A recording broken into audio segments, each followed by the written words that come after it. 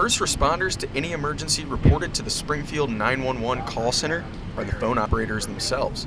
And on Monday, they received a disturbing call. Right around noon, that 911 received a phone call saying that there was an active shooter in Cox North. Lisa Cox, public affairs officer for Springfield PD, describes the resolution to the situation. After they found the patient at the time who was responsible for making the phone call, she was a patient in the ER at the time and was arrested shortly after for abuse of 911.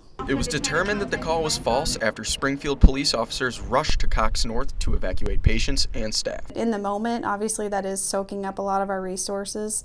I think we had about 20 or so officers working on that incident at the time, and most times throughout the day, we have officers nonstop, call after call after call. Cox says it was frustrating to know that the resources were wasted, especially with the effect it has on the city.